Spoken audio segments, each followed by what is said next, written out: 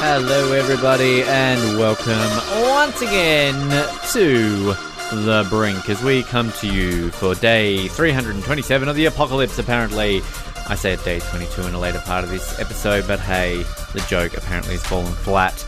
It is another week and another month. We are into April. Doesn't it feel like it's basically about October this time of year already because it's just dragging out so much, but we are still living in quarantine central, it seems, at least for a lot of the world. Today is my first day I can actually leave the house since arriving in Canada, so excitement galore there, but it's always excitement galore when you are listening to The Brink. We have plenty to get to today, all the regular fun, excitement stuff. We're going to hear from Colin again, you're going to hear from Mallory, yay, she's at least done one form of recording, and classic Days of Our Pies and a classic interview all to come your way today, but it's not really been a whole lot more to update in the world of Ben and the Brink in the last week. Living the quarantine life here in Canada. Mallory has at least got a flight that she should be joining us in a couple of weeks. If, once again, all things go to plan. We know how things have changed in the last few weeks, so who knows what will happen, but that is at least some positive news. But it's kind of a weird feeling knowing that I can actually leave the house now after 14 days of isolation since arriving in the country. Not that even leaving the house is really that possible, because even then there's not a whole lot to do, because Canada kind of has closed shop. Well, most things. It's a little bit more open than, say, Australia and New Zealand at the moment, because they're not forced into strict quarantine, but still a lot of places have voluntarily closed up shop. And you'll hear us talk a little bit about this with Colin, because it is a very Canadian thing to think that instead of, forcing people to close up shop and stay inside, they've kind of politely asked their citizens, and Canadians are like, oh, yeah, that sounds fine to me, yeah. And that's basically how it works. And probably the only time I'll actually do a Canadian accent this episode, so that's exciting. But I'm glad that you're listening to these episodes at least. I mean, there's not a whole lot of excitement that we're kind of bringing to you, not that we do anyway. But at least, I hope we're keeping you company in some form or another, because that's what we all need right now. We're all kind of lonely and at home and for the most part not doing much, so there's at least something for people to do by being able to listen to these. And again, it's fantastic that you are tuning in to us today to be able to listen and at least hear another episode of, well, I'd like to say your favourite show, but maybe, you're just listening to it because you have to, because you feel obligated, but that's fine by me. You feel obligated to listen to it, folks, and we'll keep bringing you the content because that's how we do it here on The Brink. Anyway, excitement galore. Get excited for another episode. Days of Our Pies time, your favourite part of the episode. Of course, we're into Season 3, the final season, Episode 2. I don't even need to introduce it any more than that because you want to know what's happening in Ramsey Bay. Let's find out right now. Previously on Days of Our Pies. Oh my lord! There was a huge explosion! He's dead! Oh my god, Billy! Look! He's dead!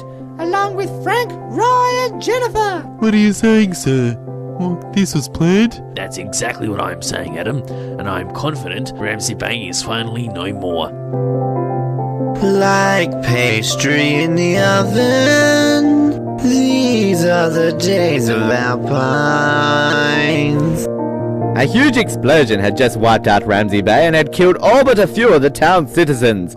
New Prime Minister of Australia, David Bartlett, had just admitted to his sidekicks, Adam and Gary Piece of Sushi, that it had been a deliberate attack, confusing both of them. He went on to explain the horrible act. For too long, this town has been the disaster point of this great nation. From alien attacks to terrorist attacks, Ramsey Bay has been the poison of Australia, and as Prime Minister, I am confident that Australia is now safe with its Black Point destroyed. But this was a town with people in it, and they were now dead. That's just not nice. I'm going to have to agree with him, even if he's a dweeb. Shut up. No, you shut up. No, you. Why don't you both shut up? It's too late. Arguing isn't going to change anything. Let's just move on and forget this ever happened, and I'm confident we can. All of a sudden, Lisa, Billy, and George all bump in to the Prime Minister. Ah, Prime Minister, you're alive! We're so happy to see you. What are you going to do to save our great town after this horrible act? And you need to find out who was responsible! As Prime Minister, I am confident I already know who was responsible. I knew it! It was Nicky Webster, wasn't it? No, my child. It was me, and I am confident that you will understand. What do you mean it was you? You are the Prime Minister! You wouldn't do this to a town in your own country! Yeah, I would, and I did. So build a bridge and move on. And speaking of building a bridge, there is a new one that needs building in Hobart. So ta-ta. You can't just leave us like this. What will we do? Where will we live? How will we survive? That's not the Prime Minister's problem. So bugger off and get out of his grill. Yeah, get out of my grill, peeps. David, Bartlett, Adam, and Gary all leave Ramsey Bay in a helicopter that somehow survived the explosion. Lisa, George, and Billy all stand in shock as to what they just heard. We have to do something. We need to call the police, or the people higher than the police, or Jack Bauer, or someone. Frank was the police and he is dead, as well as the rest of the town. I think we all need to move on and go somewhere else. You know what, Billy? I think you are right. You are one smart boy. George, I know it is hard, but we have to leave Ramsey Bay. But this is our home. It's where Jennifer and I met and ran a store. We can't just leave. We have to, George. We have no choice. Let's all just find a car and drive away to nearby silly Namesville. Okay, Lisa, we have no choice. Let's get our things and leave this peaceful town. All three of them find a car that still works and drive away to the closest town of silly Namesville, which is slightly bigger than Ramsey Bay but filled with people of completely different attitudes. This place looks nice. Let's stay here. Yes, young Billy, I agree. Let's stay here. It's nice and peaceful. All of a sudden, gunshots are heard. Oh my God, Billy! Come, let Mummy protect you! It's okay, Billy. Go to your mother. We need to hide. Just then, a familiar voice is heard. Hold it right there or I'll shoot. Oh my God! John Howard! I thought you were dead. Daddy, you're alive! Oh, my precious Lisa, yes I am, and I take it with you being here, Ramsey Bay must have been destroyed. It sure has been, but wait a minute, how the hell did you know that? I think you all need to come inside. There is some explaining I need to do. It involves the safety of the entire world. How on earth does John Howard know about Ramsey Bay being destroyed? Why does the safety of the entire world depend on it? Did Prime Minister David Bartlett really go to open a new bridge? And how did they find a car that actually worked? Find out next time on Days of Our Pies. Oh, drama, drama, drama. I really like to know what's happening because, again, I haven't even heard these in, a good 10 years. So, who knows? You let us know that you're loving these. Maybe we'll somehow work out a way to do some new episodes because what else are we doing right now? Who knows? It's another week of the world ending, and what better way to talk about it than with the only Canadian that apparently is giving us their time right now. It's Colin Hilding. Colin, welcome back to day 22 of the apocalypse. Thank you. And only Canadian giving you time or only Canadian in your time zone? So I think that's the bigger issue right now, isn't it? But are you in my time zone? You're 2 hours ahead of me. Closer. I'm in time. The future. I'm coming to you from the future today. How does it feel to be in the future for me for once? You can tell me what's happening. It feels like a 2:55. Look, I'm so far in the future, I lost track of which hour I'm on it. It feels like a 2:55 in the afternoon kind of moment. That's what I've been waiting for to hear. How's the week been? How's Winnipeg? Are you rioting yet? I mean, do Winnipeg people know how to riot? No. Winnipeg people know how to drive poorly, so that sometimes, at least on the road, can look like rioting. Worst drivers in Canada, if people didn't know. But, I mean, our license plates actually say Friendly Manitoba, and for the most part, we live up to it. I don't think that there's any potential of riots here. They did declare a state of emergency in the city of Winnipeg now, which, we went from state of emergency for the province to now state of emergency for the city, which I think we talked about last week. The state of the emergency for the province was essentially, you know what? We're just asking you nicely to do these things. Like, well, you didn't need a state of emergency to ask us nicely. The state of emergency for the city is basically telling us, in the future, we may be able to enforce these things, but we're not enforcing it yet. So again, like, we're declaring the intention of a state of emergency at some point down the road. I don't think we need to be calling this a state of emergency. This is what I'm finding about your country and how Canadian you are in Canada, let's be honest. Because, like, in New Zealand, literally, it is a lockdown. 4 weeks, don't do anything, everything is shut down. You cannot leave your house. I think they've done something similar in Australia. I'm not too sure. In Canada, it's basically like, we're not going to do that, but can you just stay home, please? Because it would help us. And pretty much every Canadian is just like, okay, we'll do it. Like, New Zealand, you literally have to threaten people. Like, you will go to jail. You will do this. You will do... Canada, it's literally like Justin Trudeau. Oh, please, just stay home. Okay, Prime Minister says stay home. We'll stay home. It's so Canadian. It is. And one of the things that I guess now they've done is they've made it where only essential services can remain open. So they've actually said these types of businesses will have to close for the time being. And my job still qualifies as an essential service, as a sort of, I wouldn't call it a technicality. It's an essential service, but I just work in an office now with 5 people and nobody comes in. So it's not like I'm exposed to the public, but still I have to basically have my work ID on me at all times because they're saying at any point the police could pull you over on the way to work, or they could just bang on the door of the office and you'll have to prove you have reason to be there. But it's still not even at that point. It still is just, you know what? We're going to trust you. This is putting the ball in your court. We believe in you people, that you're good enough. Where I will say we still have some stupidity here, though. I mean, the lineups for grocery stores and everything are a thing now here. I went to Walmart. Now, I start work at 8 a.m. So typically I can, if I need to get something, I try to go, if I leave 10 minutes early, I'll just quickly run into Walmart and then, get what I need and then go to work after that. And most grocery stores here, we're doing the thing where they're opening an hour early for seniors. I don't know if it's there too or if it's anywhere else. Yeah. But other grocery stores are simply opening an hour early. I learned this past week that Walmart is basically making the first hour just for that. So I walked in the doors and like, oh, we're sorry, it's senior citizens only right now. I'm like, it's like 7:30. And then it's like, oh, I know, it's for the first hour of the day. So great, I got screwed over on that. So I'm like, okay, I'll go after work. And I see a lineup outside of the store because now they're limited with how many people can actually be inside the store at any given time. So I'm like, well, screw that. I'm not going into Walmart and waiting in line behind 20 people. There is a grocery store a 3-minute walk. It's literally in the same parking lot as the Walmart. I go inside, not a single person there, not a single person in line, and the shelves fully stocked. There's another grocery store literally across the street from this Walmart. Everything stocked on the shelves. Nobody in the store. A Costco around the corner from that one. Lineups outside the door. Like, people are like, oh, we better go to Costco. We better go to Walmart. Jamie waited in line we have a thing called Superstore here, which is, almost like Walmart or Costco. She was in line for 45 minutes to get in the store and didn't get home till 3 hours later. And I told her, I'm like, you could have gone to Safeway, you could have gone to Sobeys, you could have gone to Co-op, all these regular-sized grocery stores. They're still big. You'll still have 10, 12 checkouts. But nobody's in the stores. Like, how dumb are we that you can't look 50 feet away and see there's nobody in line at that store? Let me go there. I think this whole thing is showing a lot of people how dumb we are. Because, again, why are we running out of toilet paper? It's just stupid. Like, of all the things to stock up on, toilet paper is one of the least things that I would stock up on. Because I get to leave tomorrow. Well, the time of this being released today, basically, I can go outside of the house, essentially.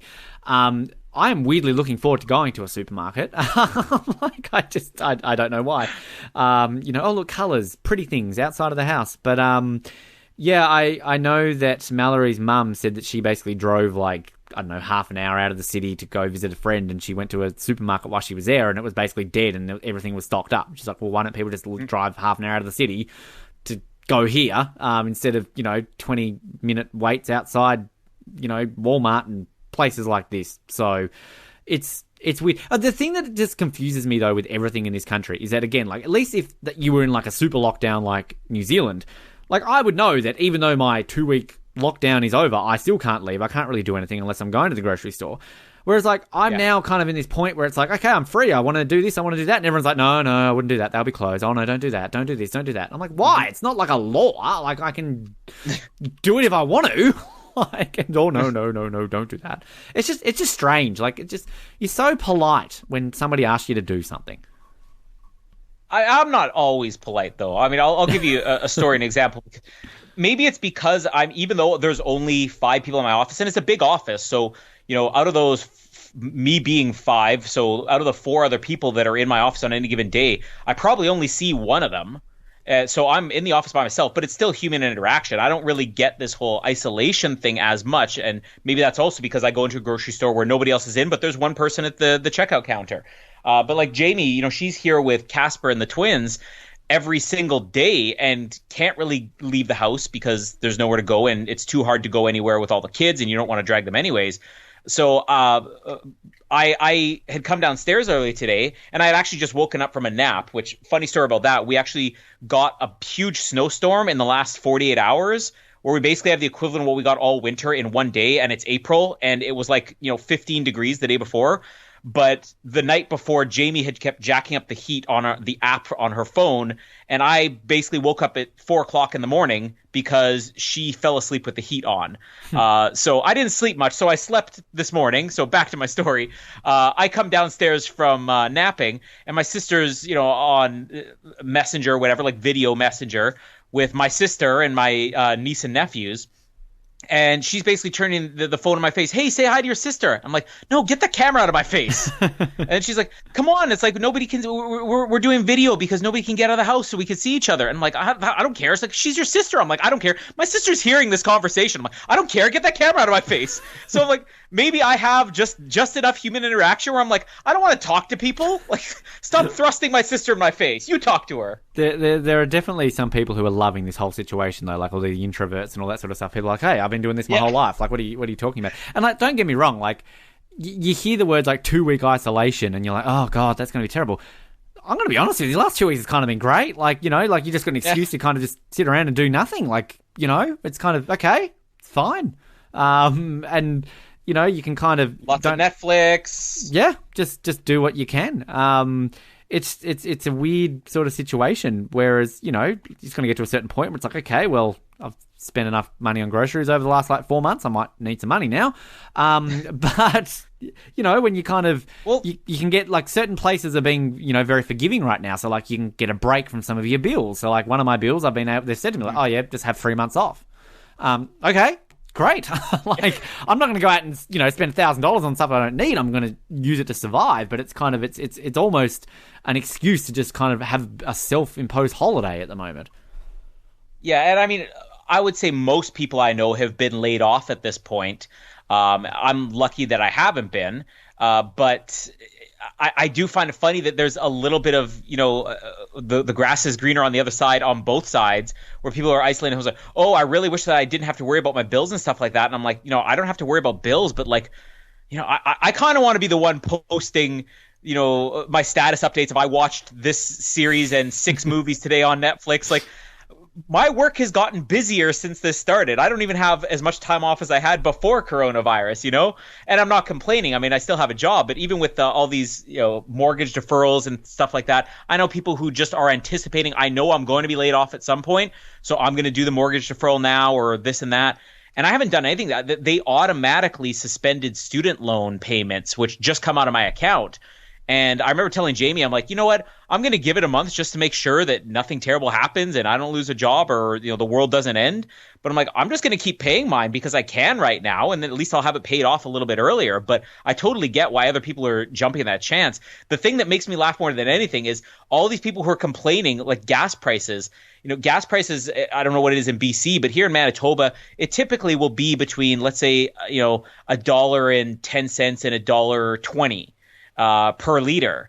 And it's currently at 66 cents, I think, is what it was yesterday. You can't drive anywhere. That's the problem. Well, but yet people are complaining. They're like, great, gas is finally 66 cents per liter, and I can't even go anywhere. I can't even enjoy it. I'm like, you realize you're paying 0 cents per liter right now because you're using 0 liters. Why is this a complaint? I'm still driving. I'm glad that it's cheap, but I would rather not be driving at all. Well, that's the thing in New Zealand, because, I mean, New Zealand has ridiculously expensive petrol prices. So, like, when we got there and we're seeing it's over $2 a litre, you're like, what the hell? And now I think it's like at about $1.70, and everyone's like, oh, that's really cheap. And it's like, wow, we're considering $1.70 cheap. That's sad. But yeah, like, you're talking about your job. Like, I know, for example, if I was still in New Zealand right now and I hadn't had to leave my job, I'd still be working, and I'd be bloody busy as. I'd just be working from home, so I would be complaining. But yeah, like I actually split my time, because one of the reasons I'm still in my office is they need a minimum amount of people there, and I'm still given the option to work from home, just because it's having Casper and the twins is a lot for Jamie, especially with no daycare services right now. So I'm like, sometimes I just need to be here to make sure that nobody jumps off the couch and kills himself. You know, I'm still working. And they basically said, well, you know, why don't you just a couple of days a week, you know, work from home until, let's say, 10 in the morning, go in from 10 till 2, and then come home for the last couple hours. And that's kind of what I'm doing. And I'm finding it's actually harder, because I mean, it's hard enough when I'm at work because there's so few people there and there's so many things to do. But when I'm at home, you get about half as much done. It's brutal. So every single day I'm like at work thinking like, oh, I can't wait until 2 o'clock comes around and I can actually go home for the last few hours. And I get home and I'm like, oh, why didn't I stay at the office? This is horrible.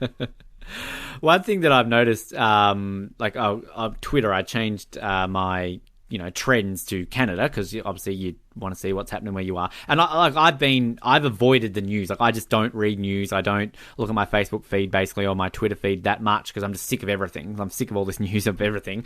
So I'm avoiding it wherever I can. But I still look at the trends. And one thing that I'll notice every day is that there will be like a different NHL team trending. So like last night, like the Canucks were trending, and then like the Flames were trending, and obviously, because I think you mentioned last week, a lot of these networks are just showing like old games and things like that. Yeah. And from what I can see, they're just randomly showing like on a certain channel every night, like an old game. I think they showed like the Stanley Cup run the other night from the Flames from 2004 and all these kind of things. So obviously Canadians are still getting entertained by this if they're just trending on Twitter, basically.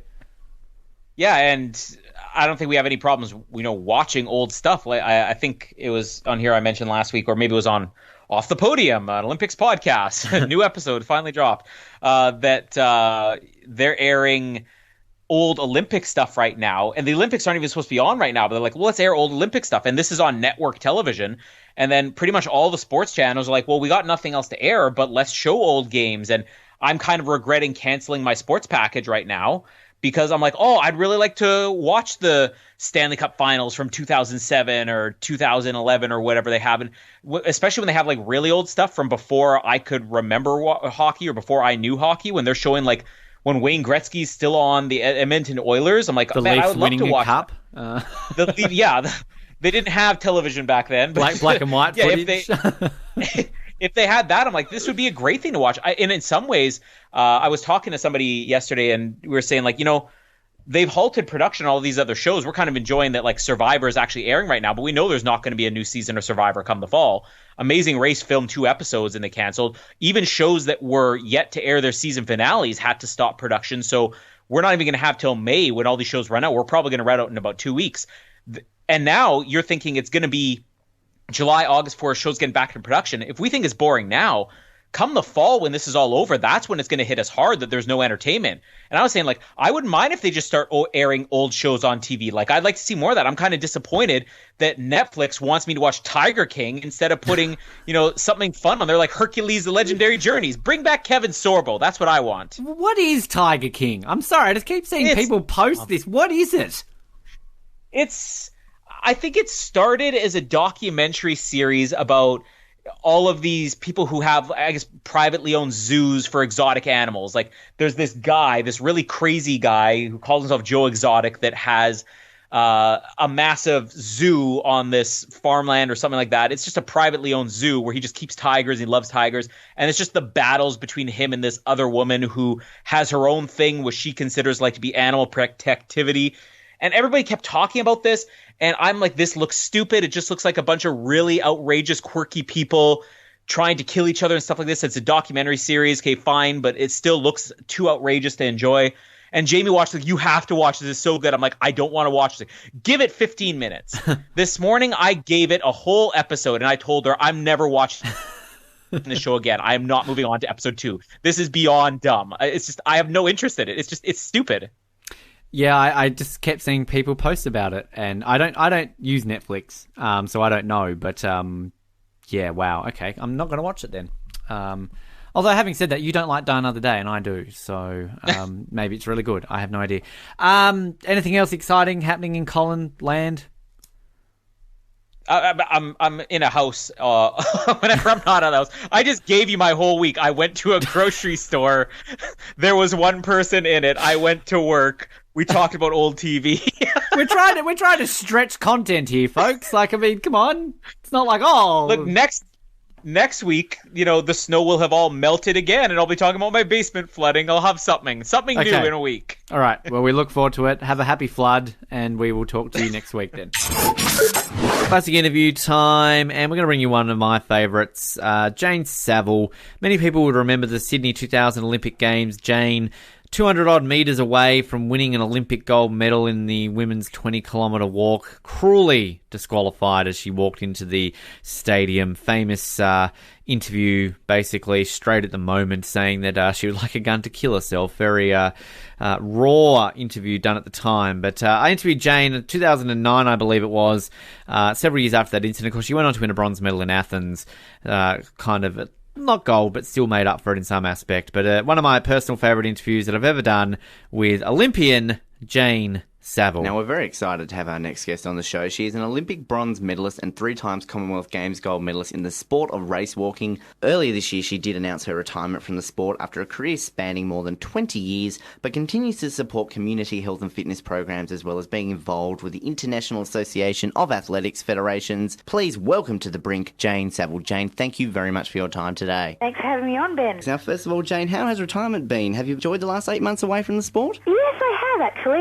It's been great to be a spectator. I went to a couple of races and I enjoyed watching from the stands the World Championships in Berlin, which was an amazing World Championships. The Germans really got behind the whole meet, and I had the best time. I was an athletic fanatic for 8 days there in Berlin and just had a ball. So it's been nice. I've tried to keep relatively fit and not put on too much weight, although I am pregnant now. So congratulations. Yes, thank you. Yes, it's very exciting. So lots has changed sort of in the last 8 months. A future race walker in the making there. Oh, I don't know about that. We'll see. As long as they're fit and healthy, who cares?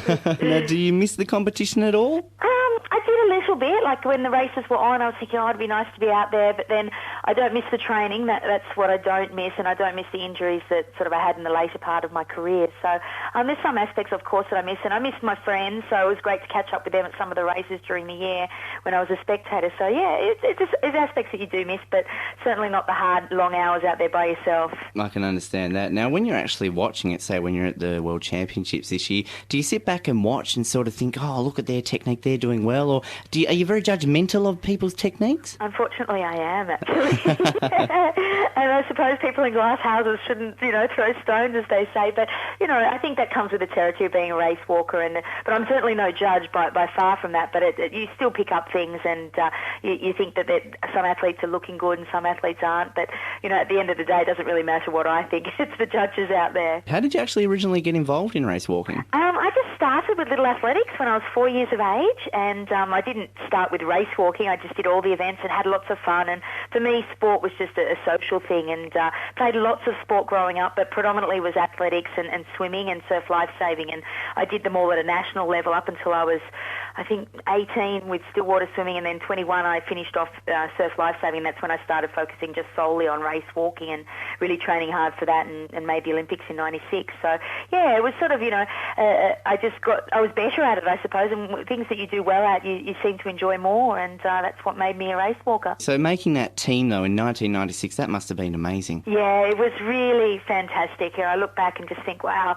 I was so naive, though, and I look back and think, wow, if I'd only known back then what I know now, what could I have done? But it was a great experience, and it's a real contrast to later Olympics, and certainly learning about yourself and coping with the nerves in the Olympics and the big pressure there. And even though there wasn't any pressure on me to do well, I put a lot of pressure on myself. And it was a really good learning experience, and it was just such a great buzz to walk out into the stadium and your first Olympic Games. I certainly could imagine that would have been amazing. Now, as of course I mentioned in your introduction, you went on to win a bronze medal at the Athens Olympics, and you did go on to win 3 Commonwealth Games gold medals. All of them obviously fantastic achievements. Is there a favourite out of all of those though?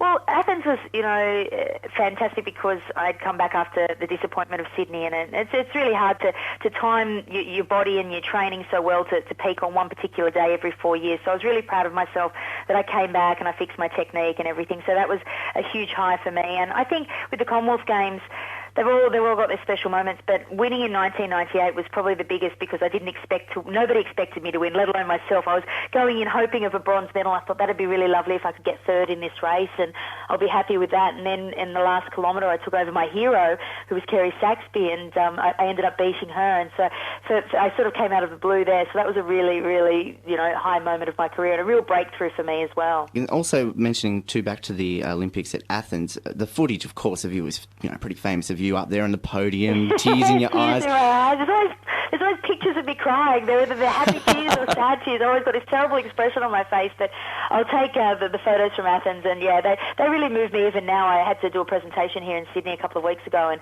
I played the footage, and I didn't expect to cry. It was just spontaneous, overwhelming emotion, and I knew the man that was giving me the medal. He'd taken me away. He's on the committee of the IAAF, and he'd taken me on trips overseas. He's an Australian guy, Bill Bailey, and it was just so lovely to share that moment with him, and I gave him a big hug, and it was just really a fantastic moment. Do you actually harbour any ill will, though, knowing that both the people that beat you had returned positive drug tests at some stage in their career? Yeah, it depends on the day. Look, it's a sad... there's lots of people in sport that could talk about that, what could have, would have, should have been, and it's sad part of sport, but that's just human nature. People will go out and cheat, but look, they were clean. They passed their tests in 2004, so there's nothing you can say there. It's sad for the sport and sad for sport in general that people do resort to those sort of tactics. But as I said, people do it all the time in business and in life. They cheat and they find easier ways out to do things and be successful. So you just have to live with that. Now, you did mention briefly a second ago, obviously, most people do remember you for that moment at Sydney. Do you get sick of people referring to you as the person who got that close to the gold medal? Do you wish they would just focus on your actual results? Look, it's part of my history, and I can't really shy away from it. And in many ways, that's all people know. That's all people know me for. They don't actually realise that I did win a bronze medal 4 years later. So, it can be a little bit frustrating at times. But you've got to take the good with the bad, and that's what the Olympics are all about. And there's so many highs from Olympic Games, but there's so many lows for many athletes. So, and I think that's what makes them so special. They're only once every 4 years, and you have to take the good with the bad. And that's part of my career. And sometimes I might look back and think, it would have been so great to win. But then in saying that, I probably wouldn't have had such a long career. I may have retired earlier, and I wouldn't have felt that euphoria that I felt on the podium in Athens if I'd won in Sydney. So, there's two ways you can look at it, and I'm trying to look at it in a more positive way. Did you ever actually get a chance to meet the judge who gave you that red card? But if you haven't, would you like to? It's funny because, a lot of people don't realise is in race walking, the chief judge who actually disqualifies you, or back then in 2000, the rules have changed a little bit since then, but back then in 2000, the man that held the red paddle up to me was basically just the messenger. 3 other judges on the course had given me red cards, so he was just telling me that I was disqualified. So most of Australians wanted to kill him and injure him and, the poor guy. And in actual fact, he was just the messenger, and it was a perfect example of don't shoot the messenger. And so lots of people have held sort of ill will against him, and I never really did, but I actually met him for the first time. I don't remember his face or anything, and he's an Italian judge, and I met him 2 years ago at a race, and then again this year I saw him at another race, and he actually had the red paddle. It was his own personal red paddle that he used, and we got some funny photos at this function that we were at of him disqualifying me and me with a really serious face and just being really silly. So, I certainly don't have any ill will towards him. He was doing his job, and somebody had to do it, and I actually feel a little bit of sympathy for him at that time. I remember actually when it happened, just the amount of grief that was outpouring. I mean, obviously Australia was just taken over by the Olympics, but it was just amazing. I mean, surely you must have gotten some decent support out of it. Oh, look, I was embarrassed. I felt like the biggest loser. I just thought, what do I do? And I didn't know where to go. I ran back up the ramp because I thought, well, my parents and my fiancé at the time were out running to the stadium, and they didn't know that I'd been disqualified, and how embarrassing. All these people expected me to come into the stadium. What do I do? And I was totally embarrassed. But it was the opposite effect. Everyone was so proud of me. I had people coming up for days later, and at the Last Lap nightclub, they dedicated a song to me that night, and so I just had this overwhelming support, and it was fantastic. It was really lovely because I wasn't a winner, and I didn't win the gold medal. I didn't, do anything really. I felt like the biggest loser. So this support that came through, and everyone was proud of me, and it was a really lovely feeling to have that support behind me. You didn't win the gold, but you won the nation's hearts. Yeah, absolutely, and that's what I said. The Olympics. So many things happened during an Olympic Games, and that low period for me was certainly the effect that I had on people and the Australian public was very interesting. Mentioning about your family before, you come from a very sporting family with your father, a second-grade rugby league player for the Rabbitohs, and your mother an athletics coach. As well, sorry, you should mention your sister is also a race walker too. But how big is the trophy cabinet at your house? You must have a pretty big space there for all the medals and everything. Yeah, well, we were trying to do a clean out, to get rid of a few things. Mum and Dad don't have as much room anymore, and it's more the clothes from all our teams now, because we've been on so many teams over the last sort of 15 to 20 years that you get so much gear, and we're very proud of it. But it's storing all that stuff. So, and then my husband, he was a professional cyclist up until 2 years ago, and he represented Australia at the Olympics in 2000 and 2004 as well. So I went through our garage the other day, and he's still got some trophies from like little athletics when he was 12. So I've got rid of those ones, and now I said it's time for you to get rid of those ones as well. Put the Olympic medal up there and just be like, look, this is the main one.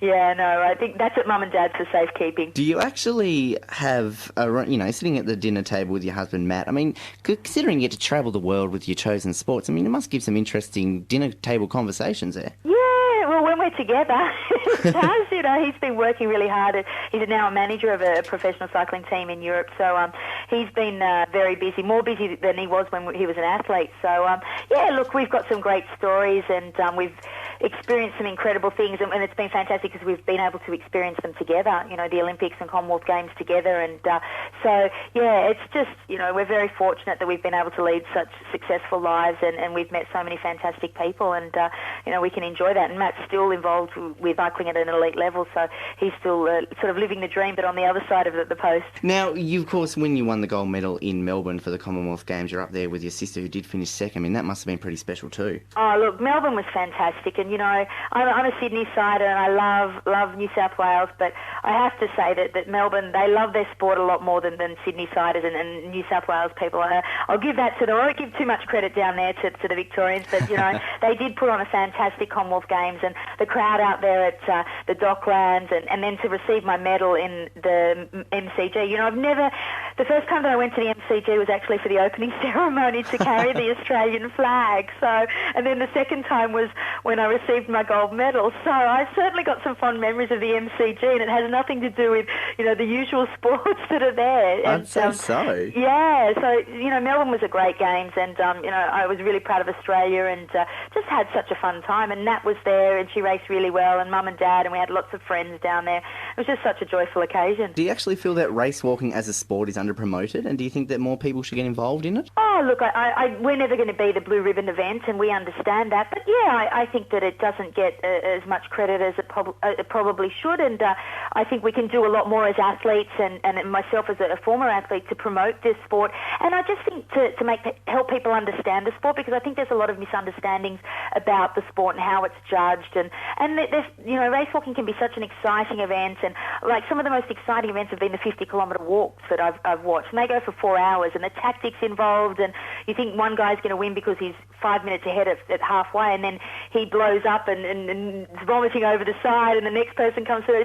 And some of the most exciting races have been the longer ones. So look, I think we can certainly work on it. But there's lots of sports out there, and Australia is so successful in so many sports that we're going to have to work hard to make it one of the better sports and more promoted sports in this country, definitely. And with the 50-kilometre walk that you were talking about, that's 10 kilometres longer than the marathon, so I suppose they kill a bit more. Sorry for the fact they've got to go 10 k's longer than the marathon guys. Yeah, definitely. And sometimes I think people don't realise how fast race walkers do walk. Like when Nathan Deeks broke the world record down in Geelong a few years ago, he went through the marathon, the 42-kilometre marathon down there in under 3 hours. Wow. And for most people, they can't run a marathon in that time. Like for your average jogger, to go under 3 hours, that's a huge barrier. And he did it race walking and then went on to do just under 8 kilometres more.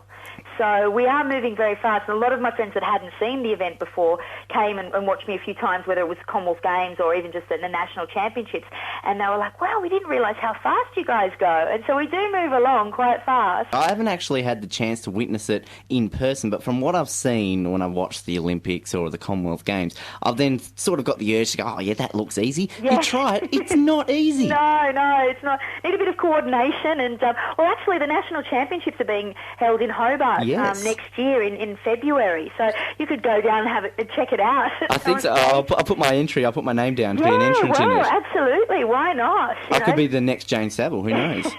Yeah, you won't. Don't try 50 kilometres first up. Do the 20, yeah, for sure. I'll just go. I'll start small and build it up. Yeah, definitely. Yeah. Now, what is actually your role with the IAAF? Well, I'm just on a race walking committee. So basically, there's about 8 or 9 of us on there from all over the world, and I'm the Oceania representative, and we just try and promote race walking and give guidance to the IAAF on how we can improve race walking, the judging of race walking, any aspect to do with the event.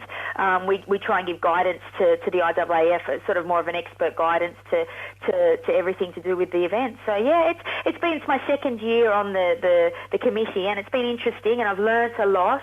And it's a lot of hard work, but it's great, and I really enjoy putting back into the sport, and certainly learning from some of the older members of the committee, and some of them are race walking judges, and some of them have got different views, and even the different nationalities have different ideas on where they see the sport going. So it's really interesting. I'm really enjoying my time on it. That's great. Gives you something to do, I suppose, in your retirement, doesn't it? Yeah, certainly. It's been good because I've been based in Europe with my husband, so I could attend a few more meetings more easily than I would have if I'd been in Australia. Now, do you ever actually say when you're walking down the street or going to the shop or that, just get some milk, that, do you ever feel awkward just walking normally and not race walking? Do you ever sort of go, oh, I want to throw in some moves? No.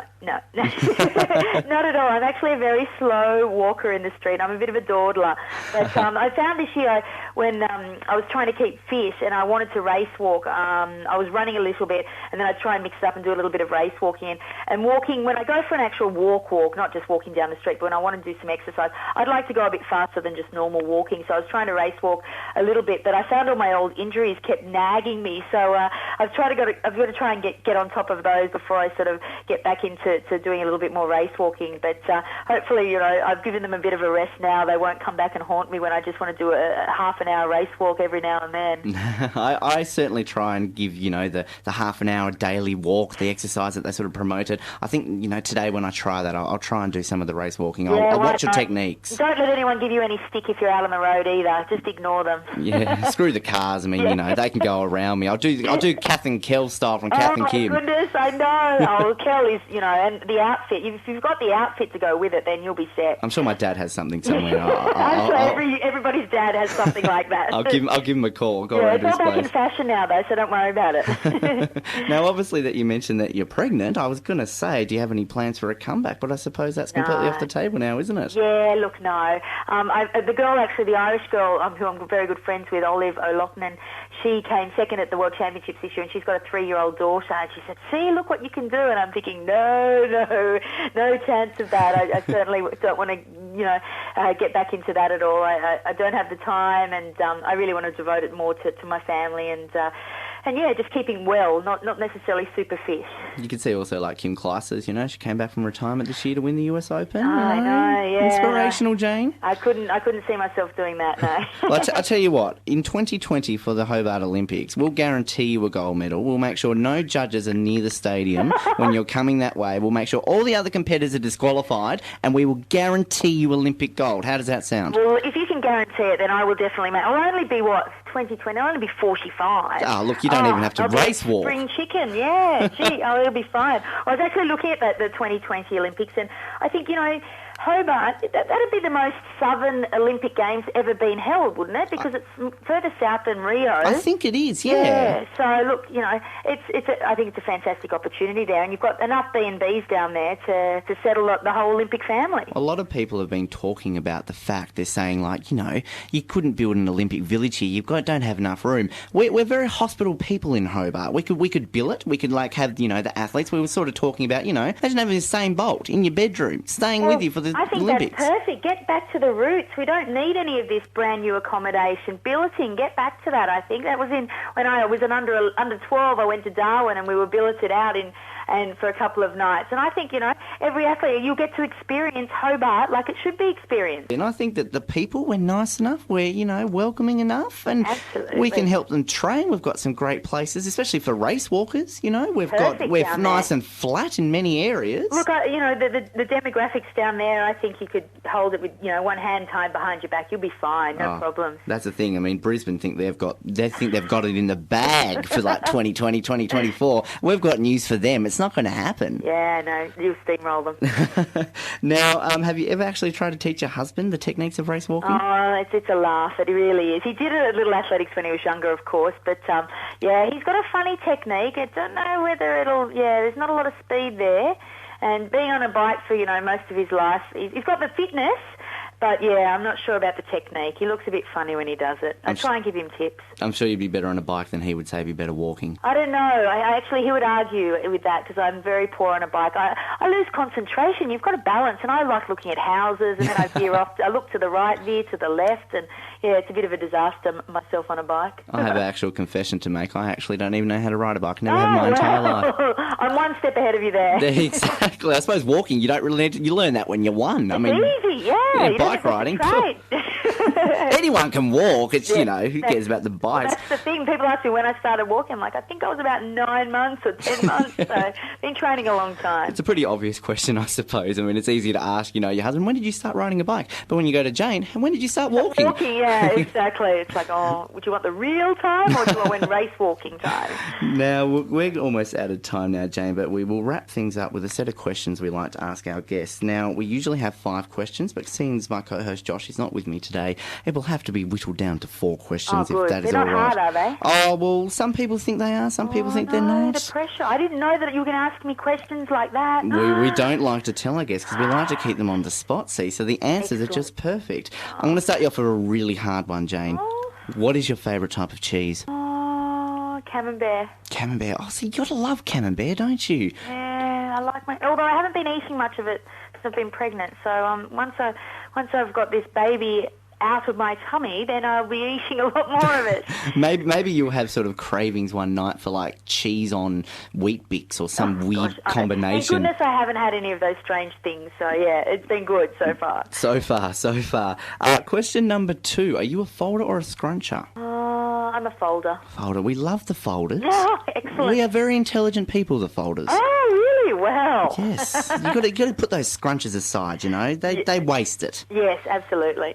Question number 4. Are we alone in the universe? Ooh. Very in-depth questions we like to ask you. Oh, the pressure. No. No. See, the short answers, that's what we like. We had the Premier of Tasmania on, and he just gives complete, in-depth answers, politician-style answers. He's politician, so, did he even answer the question, though? He pretty much avoided it. Yeah, well, that's perfect. He's done his job well then. He certainly has. He likes to do that to Tasmania sometimes too, but that's another story. And the final question I'll ask for you, Jane, is what event would you like to see at the Hobart 2020 Olympics? Now, this is just not your run-of-the-mill sport. It can be anything. We've got poop lotto, tiddlywinks, water aerobics, you name it, you can have it. What would you like to see? Captain Ball. Do you know what Captain Ball is? I don't think I'm familiar with that. Oh, well, it's a game you play in teams, and we played it at primary school. And there's about 6 or 8, and you have to throw the ball, and everyone bops down. There's someone out the front throwing the ball. Everyone's in a line, and then the person at the back catches the ball, runs to the front, and you do it all over again until the person... Yes. I don't know what you guys call it. I think it's called Soldier Ball down here. Oh, well, Captain Ball, Soldier Ball, whatever. Similar. I think that should be in for sure. I think there's been a lot of school kids, primary schools out there training very hard for that. They do. It's just they play it all the time. It's things like dodgeball and all these other sports that you could just... That would be even better. Oh, it would be, wouldn't wouldn't it? it? Vince Vaughn down there. Oh, yes, in like Ben Stiller, and they could just, you know... Oh. You're on fire with your events then. Oh, look, we'll have a list. They're on the website of just some of the things we've had. I mean, we had Vanessa Amorossi. She's doing water aerobics in the water. She's thinking it would be, like, fantastic to have all these people going to music. And when we had Paul O'Brien from Home and Away, he's thinking golf, but taking pot shots at the cast of Neighbours. So, I mean, you could get all the judges who have disqualified you in your entire career of race walking. Hit them with it. Yes. Do table tennis with their little red cards and, you know, fling ping pong balls at them. I like your ideas, man. Fantastic. Well, Jane Saville, thank you very much for your time here in the Brink. It certainly has been a pleasure. And good luck with the pregnancy and everything else that goes your way. Thanks a lot, Ben. Seemingly, we haven't been having this person on, well, in like 2 weeks, I guess. But she is still alive, and she's still in New Zealand, and she's picking at a nose ring right now. At least I can see that on the screen. Hello, Mallory. Welcome back. Thank you so much for sharing. You're welcome. You know you shouldn't do things on camera when I'm going to embarrass you, probably. It was itchy. It doesn't look like it did. She looks like you're picking at it. Well, I was playing with it, actually, yeah. Because the ball sometimes, gets yuck, so you have to pick at it. I hate it when the ball gets yuck. That's my least favourite thing. How are you? How's it going in Strandedville? Yeah, good. It's beautiful weather. She's Sorry, I need to yawn. falling asleep already. Beautiful weather in Strandedville. Beautiful weather in Strandedville, in beautiful Invercargill. I mean, of all the places in the world to get stranded in Invercargill, that's not exactly the greatest place in the world to get stranded, right? I guess, but at least it's nice weather. But you're inside. What does it matter? I can look outside and see the blue sky and be happy. Okay, that's exciting. How is life in isolation in New Zealand? How has New Zealand changed since I've been there in the way it's locked down? Not so many cars drive by anymore. Not so many planes fly over.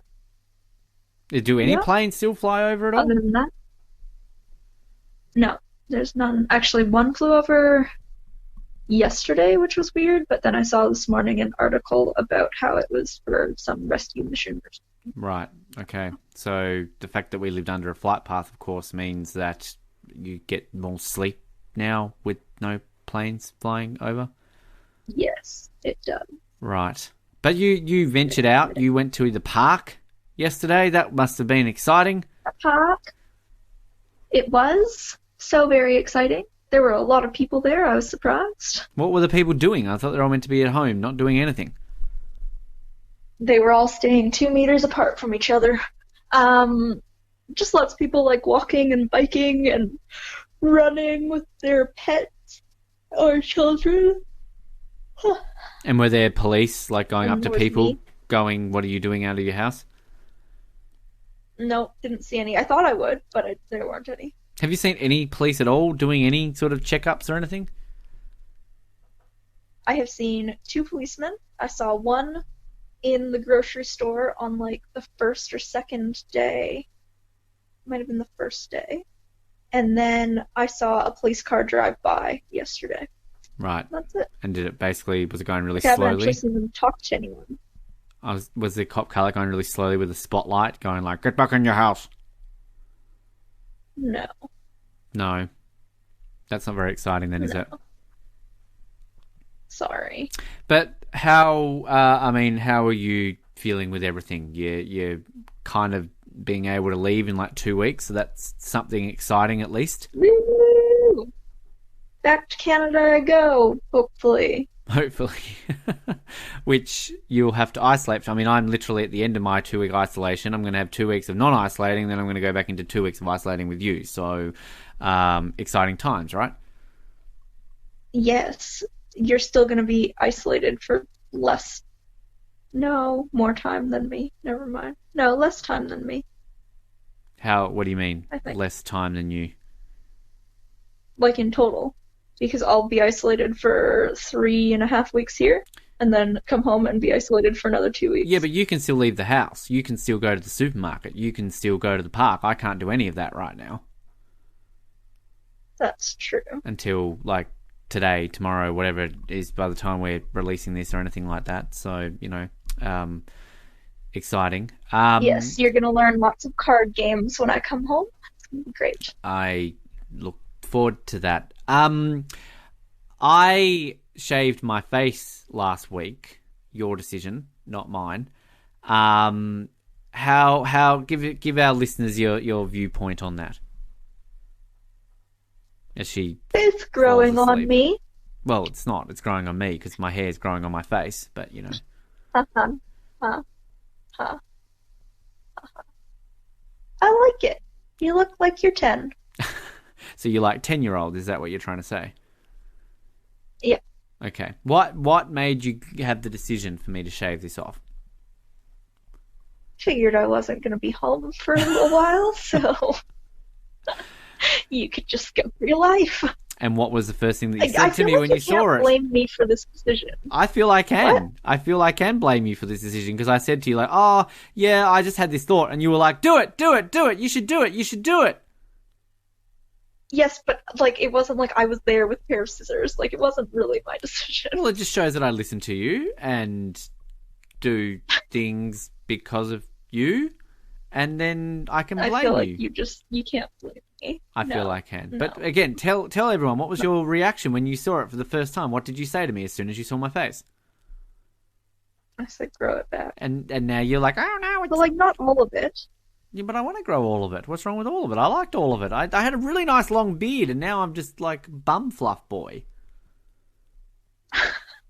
Bum fluff boy. That's my superhero name. No, I think you should keep it, like, trimmed and nice.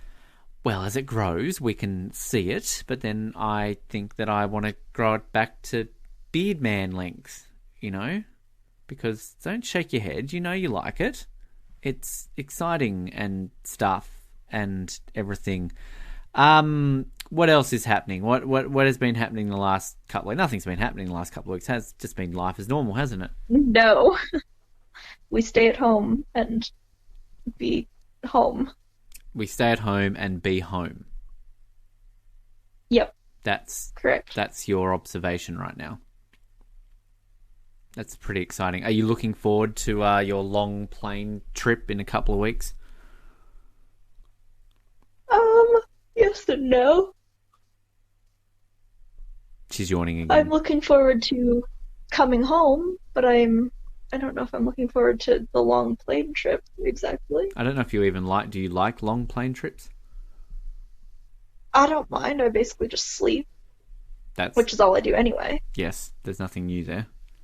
You're kind of like a cat. You just sleep and eat and poo. Eat.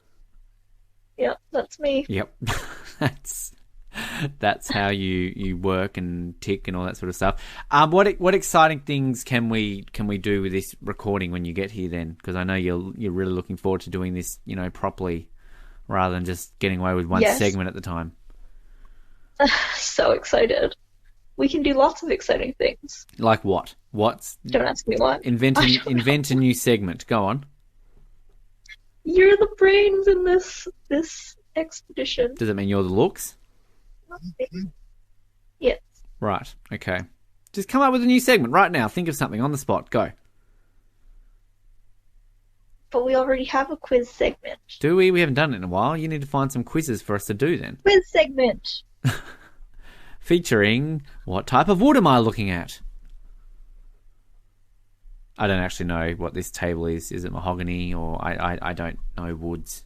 Timber. I don't know. Possibly. It's not mahogany. It's not. How do you know it's not mahogany? Because I know. because you know. Tell me, how would you define this as a mahogany table? It would be more red. Well, it's kind of red. Sort but of. It's not red. It's redder than the walls. That's my go-to answer. I don't know. All right. So nothing else exciting you want to add at all? Nah. Okay. Well, thank you for joining us. Sorry, my life is pretty boring. Thank you for joining us, and we will talk to you very soon. Sounds good. Time to close up shop and bring you another episode to a close. That made sense in my head. Our first show for April, of course, as I said at the beginning. Happy April to everyone, and hopefully things are going to be getting better.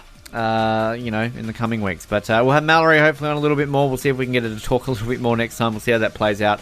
But in the meantime, if you like our show, like us on Facebook, follow us on Twitter, subscribe on all the relevant podcast channels, and we appreciate your support, and we hope that you are all having fun out there in isolation and keeping up with some content, because, content is great, and that's entertaining. So, anyway. My name is Ben. It still is, and it will be tomorrow. Thanks for tuning in. Keep sucking those oranges, Hobart, and good night.